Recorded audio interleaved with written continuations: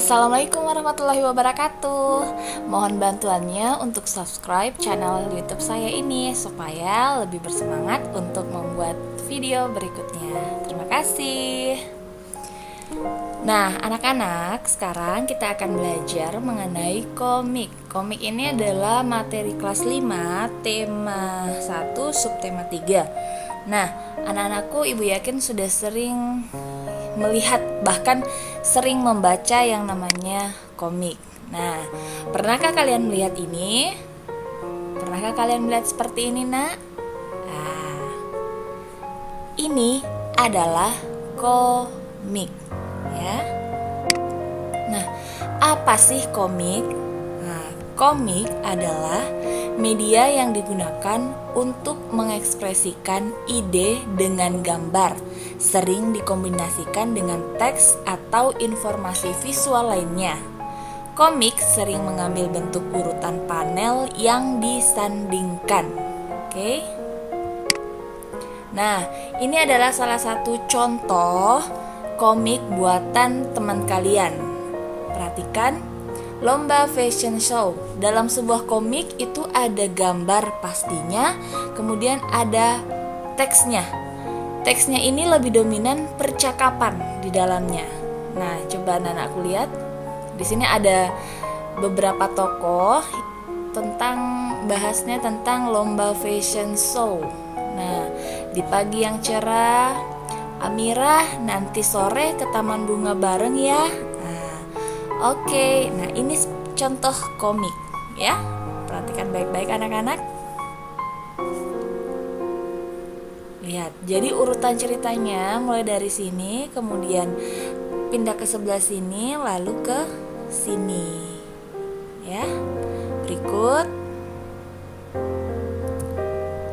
Nah, ini juga salah satu contoh komik sederhana yang ada di buku siswa. Judul komiknya itu adalah Ikan dan Kak Diko. Nah, Kak Diko membeli ikan dipindahkan ke dalam akuarium.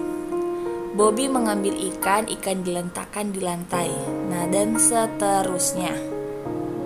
Lihat, ada percakapan. Ibu, mengapa ikanku di lantai? Aku yang memindahkan, Kak. Kasihan ikannya kedinginan. Ikan memang hidup di air, Bobby. Nah, jadi ini contoh dari komik. Jadi nanti anak-anakku membuat komik sesuai dengan yang ibu contohkan ini ya. Tema judulnya bebas, tapi ingat dalam sebuah komik ada gambar, kemudian ada teks, dan ada percakapan di dalamnya. Oke, berikut. Nah, ciri-ciri komik. Pertama, hadir untuk menyampaikan cerita, pesan, dan informasi disampaikan dengan menggunakan teks dan gambar. Yang kedua, proporsional, keberadaan gambar dan teks yang berimbang membuat pembaca komik seakan-akan terlibat dan berperan langsung ke dalam cerita. Yang ketiga, menggunakan bahasa percakapan. Bahasa yang digunakan adalah bahasa sehari-hari yang mudah untuk dipahami.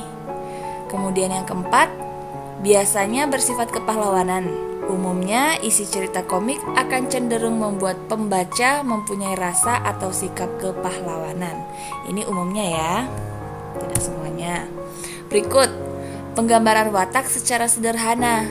Penggambaran watak dalam komik dibuat secara sederhana agar pembaca mudah memahami isi cerita dan menangkap pesan yang akan disampaikan dalam cerita. Kemudian yang terakhir, menyediakan humor. Kata komik berasal dari komik yang berarti jenaka. Humor dalam komik disajikan secara lugas sehingga akan mudah dipahami pembaca, dan biasanya humor yang disajikan sering terjadi dan ada di masyarakat.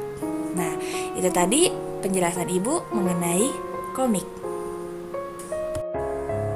Terima kasih untuk 100 subscribernya. Buat yang belum subscribe, di subscribe ya. Terima kasih.